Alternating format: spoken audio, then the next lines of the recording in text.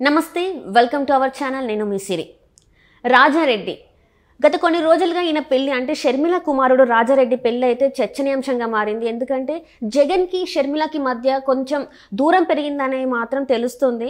So Rajareddy పెళ్లికి అసలు జగన్ ఎవరు పిలవబోతున్నారు, తానే స్వయంగా వెళ్ళి పిలవబోతున్నారా లేకపోతే ఇంకెవరి చేతనైనా పిలిపిస్తారా అనే చర్చ అయితే వచ్చింది.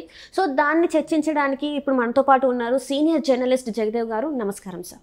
నమస్తే సార్, రాజారెడ్డి పెళ్లి చాలా చర్చనీయాంశమైంది, షర్మిల వాళ్ళ అబ్బాయి. సో ఇప్పుడు ఏంటంటే జగన్కి ఉన్న షర్మిలకు చెడిందనే వార్తలు కూడా వస్తున్నాయి. సో యాజ్ అన్నని పిలవాలి అంటే ఇంటికి రావద్దు అనే ఒక ఇది కూడా, షర్మిల రావద్దు అనేది కూడా వినిపిస్తుంది, రావద్దని చెప్పారని చెప్పేసి. సో షర్మిల వెళ్ళకపోతే ఆ ప్లేస్లో ఎవరు వెళ్ళి పిలిచే అవకాశాలు ఉన్నాయి సార్ పెళ్ళికి? మనం పూర్తి స్థాయిలో మనం చెప్పలేము, కానీ వార్తలు అలా వినిపిస్తున్నాయి. ఎందుకంటే ఎప్పుడైతే ముఖ్యమంత్రి జగన్మోహన్ రెడ్డి గారు ప్రమాణ స్వీకారం చేశారో తర్వాత అక్కడికి కొద్ది రోజుల్లోనే, కొద్ది నెలల్లోనే షర్మిల గారు కానీ వైఎస్ విజయమ్మ గారు కానీ ఇద్దరు కూడా ఇటు తెలంగాణ వచ్చేయడం జరిగింది. అలా వచ్చినప్పుడు కూడా విజయమ్మ గారు, అంటే ఇదంతా ఎందుకు చెప్తున్నాను వస్తాను, అక్కడికే వస్తాను. విజయమ్మ గారు వైసీపీ గౌరవ అధ్యక్ష పదవి కూడా రాజీనామా చేసి ఇకపై నేను బిడ్డతోనే ఉంటాను, బిడ్డతో ఉండదలుచుకున్నాను అన్నట్టు చెప్పారు. అంటే దాని అర్థం ఏంటి? కొడుకుతో ఉండలేక ఇమడలేక అనే ఒక అర్థం, లేదా ఇన్ని రోజులు కొడుకుతో ఇక్కడ ముఖ్యమంత్రి అయ్యాడు కాబట్టి ఇకపై బిడ్డతో ఉంటాను కూడా అర్థం కావచ్చు. కానీ రాజకీయ నేపథ్యం ఉన్నప్పుడు ప్రతిపక్షాల విషయంలో కానీ లేదంటే పడని వాళ్ళు కానీ విషయంలో కానీ ఎక్కడైనా మచ్చ దొరికినప్పుడు ఖచ్చితంగా పట్టుకోవాలని చూస్తారు.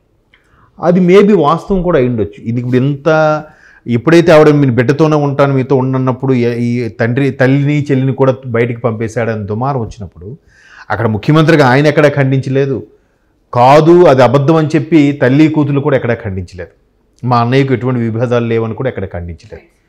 దానికి తోడు రీసెంట్గా ఒక చిన్న ఎగ్జాంపుల్ చెప్తాను. ఈ తెలంగాణ ఎన్నికల్లో షర్మిల గారు ఎప్పుడైతే కాంగ్రెస్తో కలిసి పోటీ చేయడానికి సిద్ధపడ్డారు, తర్వాత సీట్లు సర్దుబాటు కుదరలేదన్నారు, తర్వాత కాంగ్రెస్లో విలీనం కానీ లేదంటే బయట నుంచి మద్దతు ఇవ్వడం కానీ ఏదో జరుగుతుంది, అందుకే పోటీ చేయట్లేదు కూడా చెప్పడం.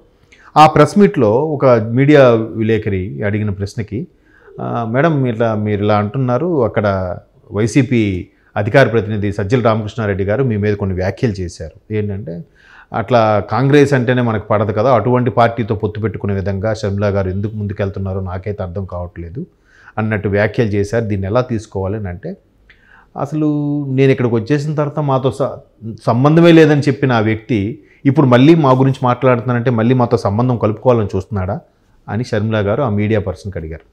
అంటే అక్కడ ఆవిడ క్లియర్ కట్గా పిక్చర్ క్లియర్ కట్, అంటే సంబంధమే లేదు అంటే తెగదెంపులు అయిపోయాను కాదు, కానీ కొంచెం ఎడమొహం పెడమొహంగా అయితే ఉన్నారు కదా.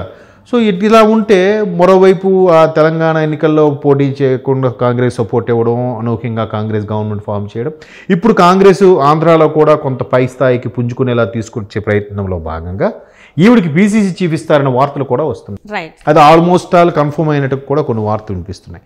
అది పీసీసీ చీఫ్ ఇస్తే రేపొద్దున ఎలక్షన్లో పోటీ చేస్తే ఎంతవరకు గెలుస్తారు అనే విషయం పక్కన పెడితే ఖచ్చితంగా ప్రతిపక్షంగా వేరే పార్టీ వ్యక్తి మీద దుయ్యబట్టాలి, విమర్శలు చేయాలి, అన్నీ చేయాలి.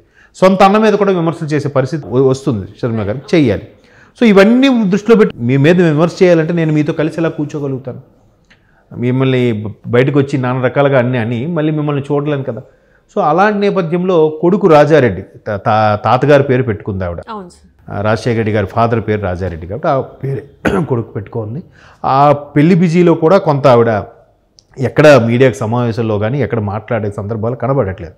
బట్ మీడియా అన్నాక ఎవరికి ఉన్న ఇన్ఫర్మేషన్, ఎవరికి ఉన్న వింగ్, ఎవరికి ఉన్న సర్కిల్లో వాళ్ళు కొంత ఇన్ఫర్మేషన్ ఉంటుంది కాబట్టి, అది కాకుండా అక్కడ గ్రౌండ్ లెవెల్ కడపలో కానీ లేదా హైదరాబాద్లో కానీ విజయవాడలో కానీ ఏ మీడియాకి సంబంధించిన మీడియా పర్సన్స్, గ్రౌండ్ లెవెల్లో స్ట్రింగర్స్, స్టాఫ్ వీళ్ళందరూ ఉంటారు, స్టాఫర్ ఉంటారు కాబట్టి వాళ్ళకు అక్కడ ఉండే శ్రేణులతో సన్నిహితంగా తిరగడం, కొంత ఇన్ఫర్మేషన్ గ్యాదర్ చేస్తారు కదా. అటువంటి నేపథ్యంలో వచ్చిన ఇన్ఫర్మేషన్ ఏంటంటే టీటీడీ చైర్మన్ ఎవరో కాదు, మన వైఎస్ జగన్మోహన్ రెడ్డి ముఖ్యమంత్రి గారికి స్వయాన బాబాయ్ అంటే పిన్ని భర్త. సో ఆయన ద్వారా షర్మిల గారికి రాయబారం పంపారని, ఒకవేళ కొడుకు పెళ్లికి చెప్పడానికి వచ్చేలాగున్నా కూడా మీరు అట్లా కాంగ్రెస్ వైపు మీ పార్టీ విలీనం చేసి పీసీసీ చీఫ్గా మళ్ళీ నా మీదకే దండరాత్రి చేసే ప్రయత్నం చేస్తున్నట్టున్నారు కాబట్టి వాళ్ళెవరు నా దగ్గర రాకూడదు, పెళ్ళికి కూడా చెప్పడానికి రాకూడదు అన్నట్టుగా రాయబారం పంపినట్టుగా ఇప్పుడు కింద స్థాయిల వ్యక్తులు ఎవరైతే ఇన్ఫర్మేషన్ ఇచ్చారో వాళ్ళు చెప్పిన ఇన్ఫర్మేషన్. దీంట్లో వాస్తవం ఎంత ఉన్నది మరి కొద్ది రోజుల్లో మనకు క్లారిటీ వస్తుంది. ఎట్లాగో పెళ్లి జరిగినప్పుడు పెళ్లికి చీఫ్ గెస్ట్గా ముఖ్యమంత్రి గారు రావాల్సిందే, సొంత మేనల్లుడు పెళ్లి.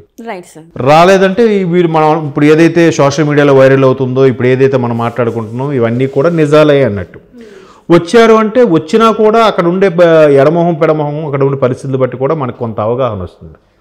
సో ఎప్పుడైతే ఈ పెళ్లి కుదిరిందన్న వార్తలు ఉన్నాయో ఇవి ఆల్మోస్ట్ 10-15 రోజులు నడుస్తుంది ఈ పెళ్లి వార్తలని. ఈవిడ స్వయంగా వెళ్తే ఎక్కడ మళ్ళీ అన్నా చెల్లెలకి మాట మాట పట్టింపులు వస్తాయో అందుకని ఈవిడే పెళ్ళికొడుకు ఎవరైతే ఉన్నాడో రాజారెడ్డి తనని కూతుర్ని అదే షర్మిల కొడుకుని కూతుర్నే పంపించి మామయ్య దగ్గర చనువు ఉంటుంది కదా మేనమామ దగ్గర, సో ఆ విధంగా వెళ్ళి పిలుపు చేయించాలనే ఒక ఆలోచనలో ఉన్నట్టుగా సమాచారం. అయితే ఎప్పుడైతే వైవి సుబ్బారెడ్డి గారు షర్మిల గారి దగ్గరికి వచ్చి అమ్మ ఇట్లా బాబు కొంచెం ఫీల్ అవుతున్నాడు, సంథింగ్ సీరియస్గా ఉన్నాడు కాబట్టి మీరు రావద్దు అన్నట్టు చూచాయి చెప్పి దానికి షర్మిల గారు కొంచెం ఫీల్ అయ్యారంట కూడా. అంటే ఇవన్నీ అన్ని అటకబుర్లే, కొంత వాస్తవం ఉండొచ్చు. ఎందుకంటే మనం చెప్పాను ఇంతకుముందు, అందుకే ముందు ఎగ్జాంపుల్స్ చెప్పాను నేను. వాళ్ళకి వీళ్ళకి ఎంతవరకు సంబంధాలు ఉన్నాయి, ఎడమొహం పెడమొహంగా ఉండడానికి కారణాలు ఏంటి కూడా చెప్తూనే ఇవన్నీ చెప్తున్నాను నేను. సో దానికి మేము అన్నా చెల్లెలు కలుసుకోవడానికి కూడా షరతులా, మీరు వచ్చి చెప్పాలా అన్నట్టుగా షర్మిల గారు కూడా వైవి సుబ్బారెడ్డి గారి మీద కొంచెం సీరియస్గా ఏంటి బాబాయ్ మీరు ఈ మాటలు ఇలా చెప్పొచ్చా అన్నట్టుగా షర్మిల అనుయాయులు ఎవరైతే ఉన్నారో వాళ్ళు కూడా కొన్ని సందర్భంలో చెప్పిన మాటలు బట్టి మొత్తానికైతే అన్నా చెల్లెలు ఎడమొహం పెడమొహంగా ఉన్నారు. కానీ ఒకప్పుడు చూసుకున్నప్పుడు అయితే జైల్లో ఉన్న జగన్ కోసం తను ఎంతో కష్టపడింది, ముఖ్యమంత్రిని చేసింది. ఎక్కడ ఇది చెడింది అంటారు సార్? అది తెలియదండి. ఎందుకంటే ఆవిడ జైల్లో జగన్మోహన్ రెడ్డి గారు ఉన్నప్పుడు నిజంగా ఆవిడ మొదట చాలా విమర్శించారు. ఎందుకంటే ఆవిడకి అసలు తెలియదు, బయట ప్రపంచం తెలియదు. ఇప్పుడు తండ్రి చాటు బిడ్డగా తర్వాత భర్త చాటు ఇల్లాలుగా ఉన్న ఆమె ఇప్పుడు రాజశేఖర రెడ్డి గారు ఉన్నప్పుడు ఆ పరిస్థితి ఎప్పుడు రాలేదు, ఆవిడకి అవసరం పడలేదు. చాలా ముద్దుగా చూసుకునేవారట తండ్రి కానీ అన్నదమ్ముడు కానీ జగన్మోహన్ రెడ్డి గారు కానీ. ఎప్పుడైతే అన్నదమ్ముడు లోపలికి వెళ్ళాడో మొత్తం తానే ఆవిడకి చాలా విమర్శలు వచ్చాయి. అబ్బాయి ఈవిడేమో నాయకురాలు, ఈవిడకి మాట్లాడమే రాదు, ఈవిడ వాయిసే బాగోదు అన్నా కూడా వాటన్నిటినీ ఆ విమర్శలన్నింటినీ కూడా ఎదుర్కొంటూ ఈవిడ చాలా చాకచక్యంగా అసలు ఏమీ తెలియకుండా ఏ స్క్రిప్టు లేకుండా అంతమంది అశేష ప్రజల ముందు మాట్లాడడం చిన్న విషయం కాదు కదా, స్టేజ్ ఫియర్. అలా మాట్లాడి హెల్ప్ చేసిన ఆవిడకి తర్వాత ఎందుకు సముచిత స్థానం కల్పించలేకపోయిందో వైసీపీ పార్టీ మనకు అది తెలీదు, వైఎస్ఆర్సీపీ. కాకపోతే దాన్ని కూడా ఆవిడ ఇండైరెక్ట్గా ఒక ఇంటర్వ్యూలో, ఒక ఛానల్కి ఇచ్చిన ఇంటర్వ్యూలో ప్రస్తావించారు. ఆ వ్యక్తి అడిగిన ప్రశ్నకి అంటే మీరు కూడా చాలా ఇబ్బంది పడి అన్నయ్య కోసం ఇంత చేశారు కదా అంటే అప్పుడు ఆవిడ చెప్పింది కూడా, నాతో పాటు నా భర్త కూడా చాలా ఇది చేశారు, బట్ అంతే సార్ ఎవరు అవసరం వాళ్ళది అన్నట్టుగానే. అంటే నేను పర్టికులర్గా ఇది నాకు ఆ భావం అర్థమైంది కానీ కరెక్ట్ డైలాగ్ చెప్పలేకపోతున్నాను. కానీ ఎవరైనా అంతే అవసరం తీడిపోయాక వాడుకుని వదిలేస్తారన్న భావం వచ్చేలాగా మాట్లాడింది ఆవిడ ఆ ఛానల్కి ఇచ్చిన ఇంటర్వ్యూలో కూడా. సో ఓవరాల్గా చూస్తే మొత్తానికి పొరపచ్చాలు వచ్చాయి, ఎడమొహం పెడమొహంగా ఉన్నారు. మేబీ మేనల్లుడు పెళ్ళికొడుకు మేనకోడలు ఇద్దరు వెళ్ళి పిలిస్తే వచ్చే అవకాశం ఉంది. ఎందుకన్నా మరీ రాకుండా అలా బిహేవ్ చేస్తే ఇవి కాస్త బయటపడి మరికొద్దిగా వాళ్ళకే మైనస్ అవుతుందనే ఉద్దేశంతో రావాలి. బట్ మరి వైవి సుబ్బారెడ్డి గారితో రాయబారం పంపారు అని అంటున్నారు కాబట్టి రాకూడదని, మరి దాన్ని ఎటువైపు దారి తీస్తుంది అనేది చూడాలి. రాజారెడ్డి పెళ్లితో క్లారిటీ వస్తుంది. సో అంతవరకు ఆయనకు ఒక అడ్వాన్స్ హ్యాపీ మ్యారీడ్ లైఫ్ అని చెప్పు, అంతవరకు మనం ఏం చేయలేం. బట్ వెయిట్ అండ్ సీ ఏం జరుగుతుందండి అన్నా చెల్లెల మధ్య. అంటే రక్త సంబంధం కదా, నిన్న అనుకున్న కుటుంబం వాళ్ళు ఒకటి, బట్ రాజకీయాల దగ్గరికి వచ్చేసరికి చాలా సీరియస్గా ఉంటారు. అది ఎందుకో రాజకీయాల్లో ఉన్నదే అది. Right, thank you so much sir. Thank you. So ఇది రాజారెడ్డి పెళ్లితో అయితే తెలుస్తుంది మనకి జగన్మోహన్ రెడ్డికి ఇంకా షర్మిలకి మధ్యలో బంధం అలాగే ఉందా లేకపోతే చెడిందా అనేది. సో రాజారెడ్డి పెళ్లి రోజు అయితే మనకి ఒక క్లారిటీ అనేది అయితే వస్తుంది. Thank you.